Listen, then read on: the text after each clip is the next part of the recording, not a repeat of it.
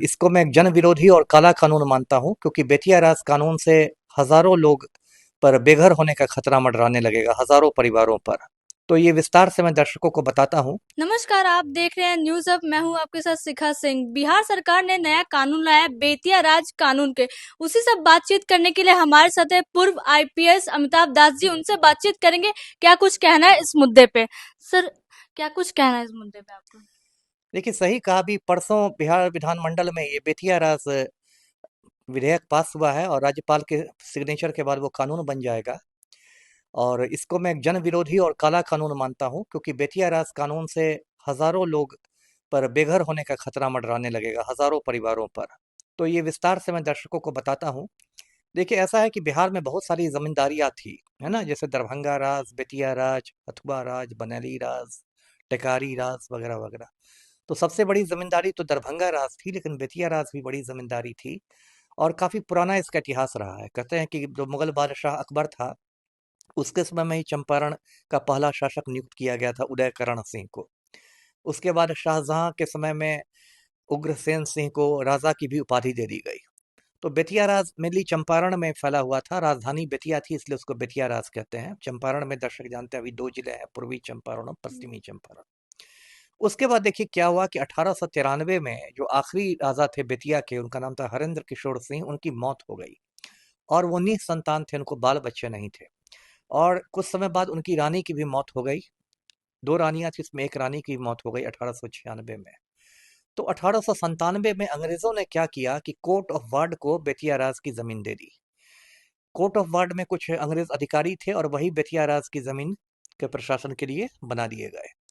फिर जब हिंदुस्तान आज़ाद हुआ तो वो जो बेतिया राज की जमीन थी वो बिहार सरकार को आ गई, राजस्व परिषद के तहत आ गई।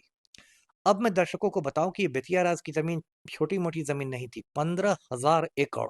15,000 एकड़ की जमीन है जो बिहार के कई जिलों में फैली हुई है, और 150 एकड़ जमीन तो उत्तर सर, प्रदेश में उन भी है। गरीबों लोग का क्या होगा? उसी पर मैं आ रहा हूँ। 150 एकड़ जमीन तो यूपी में है। अब समस्या ये है कि 19वीं सदी से अभी 21वीं सदी चल रही है, इन 150-200 सालों में इसमें 15,000 एकड़ में बेतिया राज की जमीन पर हजारों गरीब परिवार बस चुके हैं। आम लोग या गरीब या मध्यम वर्ग या गरीब लोग बस चुके हैं। अब जो बिहार के मंत्री महोदय हैं दिलीप जायसवाल, जो राजस्व और भूमि सुधार के मंत्री हैं, वो कह रहे हैं कि हम तो डंडा चलाएंगे अतिक्रमणकारियों पर। मतलब दूसरे शब्दों में कहें कि वो कह रहे हैं कि हम सबको बेघर कर देंगे। तो ये तो विशुद्ध सरकारी गुंडागर्दी है। कोई परिवार यदि 2-3 पीढ़ियों से कहीं रह रहा है और आप कोई उसका पुनर्वास नहीं करते, कोई उसको विकल्प नहीं देते और रातों रात बेघर कर देते हैं, बुलडोजर चला देते हैं उसके ऊपर, तब तो ये बिल्कुल मतलब जन विरोधी, जो मैंने कहा, जन विरोधी काम है। तो खैर दर्शकों को मैं मतलब ये विश्वास दिलाता हूँ कि मैं खुद इस लड़ाई में लड़ रहा हूँ, और जल्दी ही यानी अगले महीने दिसंबर में ही मैं इस बेतिया राज कानून जो है उसको पटना हाई कोर्ट में चुनौती दूंगा। सर, आप काला कानून क्यों बोल रहे हैं इसको? काला कानून चूंकि जन विरोधी कानून है, इसलिए मैंने कहा काला कानून है, ब्लैक लॉ है। कोई अच्छा कानून नहीं है, इसलिए मैंने कहा काला कानून है। अच्छा कानून मैं उसको मानता हूँ जिससे आम आदमी को राहत मिले। चूंकि ये आम आदमी के खिलाफ कानून है, इसलिए मैं इसको काला कानून कह रहा हूँ। तो मैं इसको अगले महीने पटना हाई कोर्ट में पीआईएल के माध्यम से, जनहित याचिका के माध्यम से इसको चुनौती दूंगा। और मुझे विश्वास है कि पटना हाई कोर्ट इस पूरे कानून पर के कार्यान्वयन पर रोक लगा देगा। सर, जी। बिहार सरकार तो बड़ी विकास होगा उस जमीन पे। अब देखिए, विकास तो जरूर होगा, लेकिन आम आदमी का नहीं होगा। जो बड़े बड़े पूंजीपति लोग हैं, जो माफिया हैं, भू माफिया हैं, उन लोगों का विकास सर, होगा। कौन माफिया? अब माफिया की कमी है इस देश में, माफिया ही माफिया है। बिहार सरकार में तो देखिए जो मुख्यमंत्री हैं पलटू राम, वो माफिया डॉन अनंत सिंह के आज्ञाकारी चपरासी बने हुए हैं। तो बिहार में माफिया की कमी है, जिधर देखो उधर माफिया है। शिक्षा माफिया है, बालू माफिया है, शराब माफिया है, ये माफिया है। और सबसे दुख की बात कि जो मुख्यमंत्री है वही माफिया के आज्ञाकारी चपरासी बन गए हैं। तो बहुत सारे माफिया हैं बिहार में, बड़े बड़े पूंजीपति हैं। अभी देखिए नवादा में गौतम अडानी ने सीमेंट फैक्ट्री खोल ली है, उसका शिलान्यास हो गया 2-3 महीने पहले। तो हो सकता है ये गरीबों की जमीन लेके अडानी के ही चरणों में सुपुर्द कर दें पलटू राम। लेकिन सर, तो ये तो बोला जा रहा है कि विकास होगा, स्कूल बनाए जाएंगे, हॉस्पिटल बनाए जाएंगे उस नहीं, वो जमीन तो पे। देखिए बोलने की बात है ना, कथनी और करनी की बात अलग है। अब ये थोड़े ही बोला जाएगा सरकार की ओर से कि हम जमीन लेके गरीबों की माफिया को दे देंगे, ये तो कोई सरकार नहीं ना कहेगी।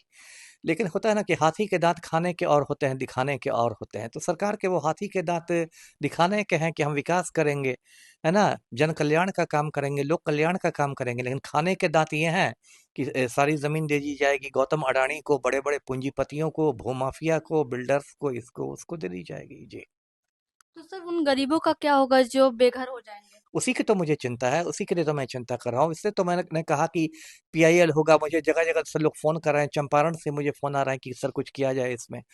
तो क्योंकि बहुत लोगों का अभी से खाता खेसरा लॉक कर दिया गया है, वो अपनी ज़मीन का मतलब विक्रय विक्रय नहीं कर सकते, बेच नहीं सकते हैं। तो सर इसलिए क्या कुछ करेंगे आप उनके लिए? देखिए, मैं तो कानून मानने वाला आदमी हूँ, तो मैं तो कानूनी लड़ाई ही ना लड़ूँगा। तो कानूनी लड़ाई क्या होगी? कानूनी लड़ाई होगी पटना हाई कोर्ट में जाना, जनहित याचिका करना, पीआईएल करना। हम्म। अब मैं दर्शकों को याद दिला दूं कि पलटू राम ने पिछले साल आरक्षण की सीमा बढ़ा दी थी, 65% कर दी थी, है ना? लेकिन हाई कोर्ट में उसको चुनौती दी गई, तो फिर हाई कोर्ट ने उसको रद्द कर दिया।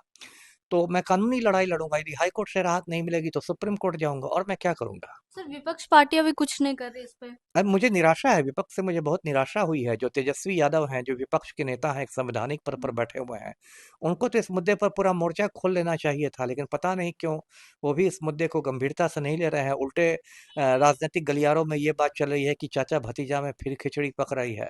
तो हो सकता है विपक्ष के नेता कुछ खिचड़ी पका रहे तो हों क्या अपने। लग रहा है सर फिर से पलटी मारेंगे क्या? मार ही सकते हैं, पलटू राम के तो डीएनए में ही पलटी मारना है। कितनी बार वो पलटी मार चुके हैं, खुद भी भूल चुके हैं, आप भी भूल चुकी हैं, सब भूल चुका है। कभी पलटी मार सकते हैं वो तो, जिस समय खिचड़ी पक जाए उस समय मार देंगे जी। सर आरक्षण को लेकर बात उठ रही है लेकिन बेतिया राज कानून के बारे में विपक्ष पार्टी नहीं बोल रही कुछ। वही ना मैंने कहा, इसलिए मुझे निराशा हुई है। देखिए, ये लोग अंदर अंदर सब मिले हुए हैं। कहते हैं ना, सभी एक थैली के चट्टे बट्टे हैं। कहते हैं कि पक्ष में विपक्ष में, लेकिन कोई गरीबों के लिए नहीं सुनता है। सबको चाहिए माफिया का पैसा, क्योंकि चुनावी फंड जो है, जो चुनाव प्रचार का जो फंड आता है, वो तो माफिया ही ना देता है, वो गरीब आदमी थोड़े देता है। इसलिए चाहे पक्ष की पार्टियां हों या विपक्ष की पार्टियां हों, सब माफिया के सामने दुम हिलाने लगती हैं जी। तो सुना आपने पूर्व आईपीएस अमिताभ दास जी का क्या कुछ कहना था और आपकी क्या राय है हमें कमेंट बॉक्स में करके बताएं और ऐसी वीडियो को देखने के लिए हमें सब्सक्राइब करते रहें।